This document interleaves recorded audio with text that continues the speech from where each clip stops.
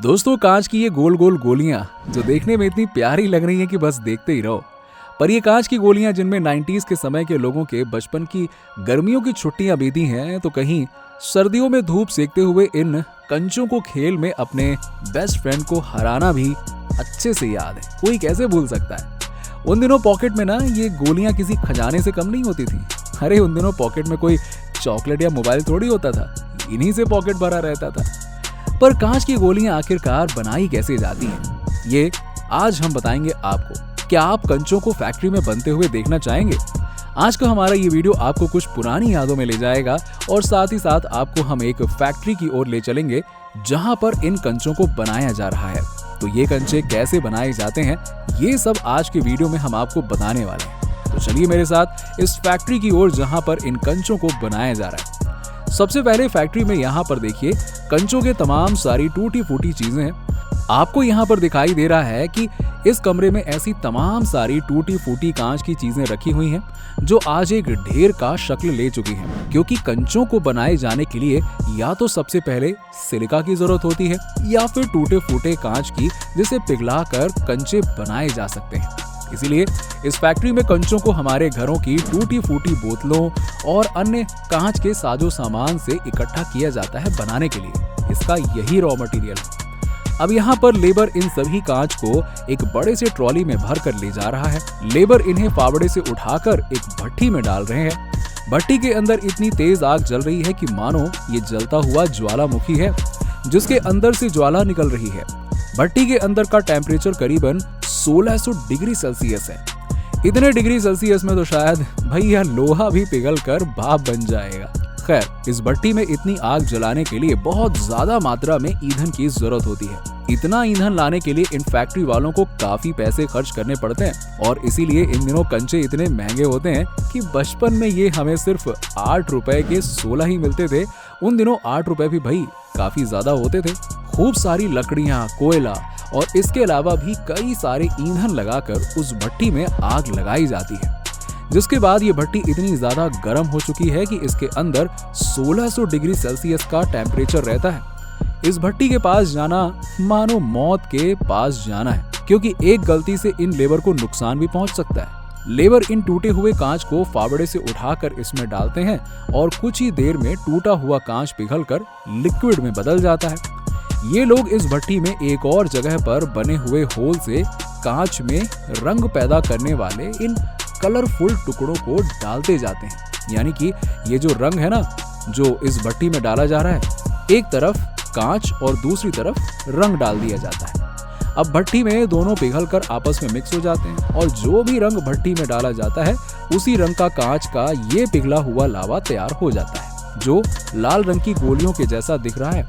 लाल रंग की गोलियां जो आगे की तरफ जल रही हैं, एक एक करके भट्टी से टपकती हैं और एक लोहे के टुकड़े पर दनदनाती हुई रोलिंग मशीन की तरफ आकर गिर जाती हैं। अब ये रोलिंग मशीन गोल गोल घूमती रहती है और इसके बीच में खांचे से जो कटे होते हैं ना, इन्हीं खांचों में इन कांच के लावे जैसे दिख रही और जल रही ये गोलियां गोलाकार रूप में ढल जाती हैं और गोल होते होते ये पूरे तरीके से अच्छे से गोल हो जाती है और आगे वापस एक लोहे के टुकड़े पर गिरती हैं, जहां से ये ठंडी होकर लुढ़कती हुई आगे बढ़ती है। एक लोहे की बाल्टी में जाकर ये वहां पे गिर जाती है। अभी ये कांच की गोलियां काफी गर्म है, इन्हें हाथ से टच नहीं करना है। इन्हें ठंडा होने के लिए बस इसमें रख दिया जाता है और जब ये थोड़ी सी ठंडी हो जाती है, ऐसे ही इस फैक्ट्री में अलग अलग कई सारी भट्टियां लगी होती हैं और सभी भट्टियों में एक एक करके कांच को डालते हैं और दूसरी तरफ अलग अलग रंगों को डालते हैं। किसी भट्टी में हरे रंग को डाला जाता है, तो किसी भट्टी में लाल रंग को डाला जाता है, तो किसी में नीले रंग को डाला जाता है और इस तरह से हर भट्टी में अलग अलग रंग डालने से अलग अलग रंग की गोलियां इस भट्टी से निकलती हैं। और निकलते वक्त जब ये रोलिंग पोल पर गिरती हैं तो इन पर एक आदमी पानी भी डालता रहता है, जिससे कि ये ठंडी होती रहे। ठंडी होकर सभी बाल्टियों में ये गोलियां गिरती रहती हैं और अलग अलग बाल्टियों में अलग अलग रंग की गोलियां इकट्ठा हो जाती हैं।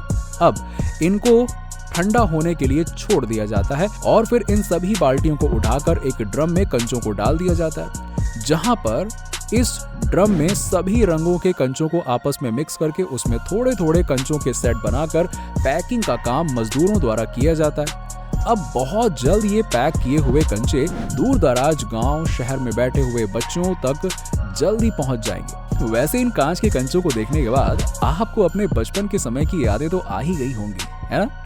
जब बेकार पड़ी कांच की बोतलों को बेचकर पैसे कमाया करते थे।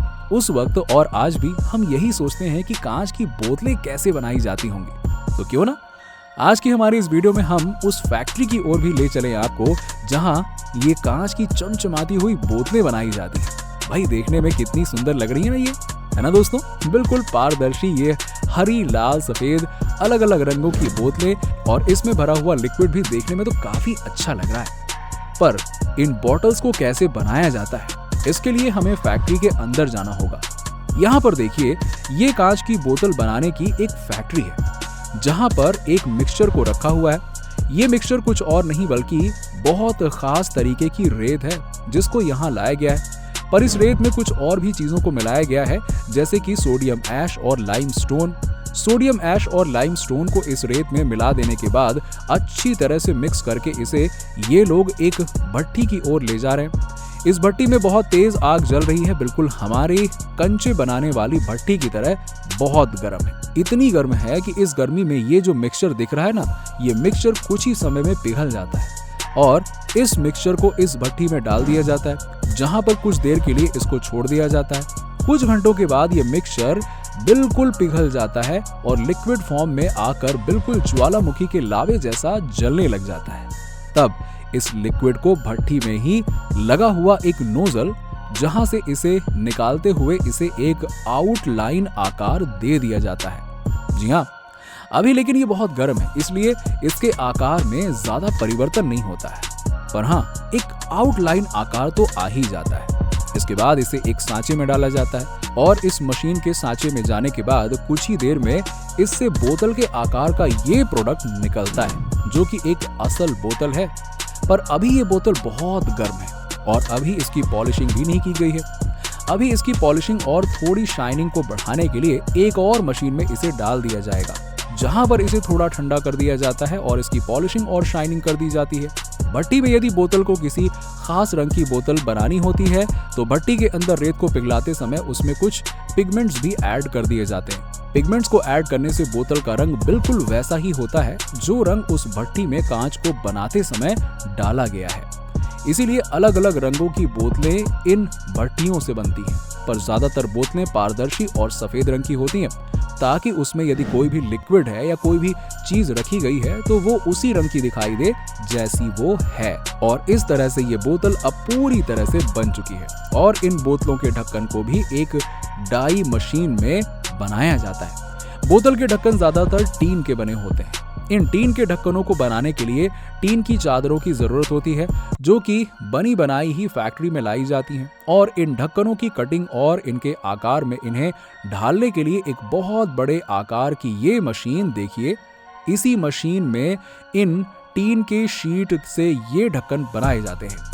टीन के ढक्कन बड़ी ही आसानी से कांच की बोतलों पर फिट हो जाते हैं और बोतल में बने हुए इन धारियों में अच्छी तरह से बैठकर कांच की बोतलों के अंदर के प्रोडक्ट को पूरी तरीके से सील कर देते हैं। इस तरह से कांच में रखा हुआ सामान काफी दिनों तक सुरक्षित रखा रहता है और ज्यादातर बोतलों में ऐसे ही टीन के ढक्कन पाए जाते हैं। पर अगर फैंसी बोतलों की बात करें, क्योंकि कई जगहों पर आपने देखा ही होगा कि कांच की बोतलों पर बहुत फैंसी तरह के ढक्कन लगे होते हैं और बोतलें भी आजकल काफी फैंसी तरह की आती हैं, जिनको या तो सजावट के तौर पर या फिर किसी खास पार्टी में कुछ खास चीजों को सर्व करने के लिए रखा जाता है। इन बोतलों को बनाने का प्रोसेस भी सेम ही होता है, पर उसमें ऑटोमेटेड मशीनों का इस्तेमाल ना करके उन्हें मनचाहा आकार देने के लिए एक तकनीक का इस्तेमाल किया जाता है, जिसमें पिघले हुए कांच से बोतल को अलग अलग आकार में एक खोखली छड़ की मदद से फूंक मारकर तैयार किया जाता है। ये तकनीक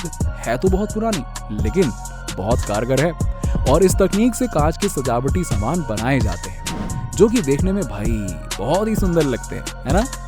यहाँ देखिए, ये आदमी कैसे एक स्टील की एक रॉड की मदद से कांच के एक फ्लावर पॉट को बनाने का काम कर रहा है। इसने सबसे पहले स्टील की रॉड पर इस भट्टी में पिघलाए हुए इस मेल्ट कांच को रॉड पर लगा लिया है और रॉड का दूसरा सिरा जो कि उसके पास है और रॉड बिल्कुल खोखली है, और उसमें ये आदमी फूंक मार रहा है। फूंक मारने से रॉड के दूसरी ओर लगा हुआ कांच का ये लिक्विड, जिसके अंदर हवा भर जाती है और ये फूलने लग जाता है। अब ये फूलकर बिल्कुल फ्लावर पॉट के आकार में बन गया है, जिसको थोड़ा सा और रोल कर रहा है ये आदमी। कैसे इसे ये एक सांचे में डालकर इसे थोड़ा थोड़ा गर्म करता हुआ रोल कर रहा है, जिससे इसका आकार और भी फिनिश होता चला जाए, यानी अच्छा होता चला जाए। और फिर एक चिमटी की मदद से इसके उभारों को बना रहा है। फ्लावर पॉट बिल्कुल इस आदमी की मनमर्जी के हिसाब से आकार ले रहा है। इस आदमी ने देखते ही देखते कैसे इस कांच को फ्लावर पॉट का रूप दे दिया। अब इस गर्मा गर्म फ्लावर पॉट को इसने एक फैंसी पत्थरों से भरे हुए ड्रम में घुमाना शुरू कर दिया, जिससे वो पत्थर इस फ्लावर पॉट में चिपक गए हैं और अब ये फ्लावर पॉट देखने में और भी सुंदर लग रहा है। अब ये बिल्कुल हमारे घरों में मिलने वाले कांच के फ्लावर पॉट की तरह है, जो दिखने में बेहद सुंदर है। दोस्तों, वीडियो पसंद आई हो तो इसे लाइक करें, शेयर करें और हमारे चैनल को सब्सक्राइब जरूर कर लें।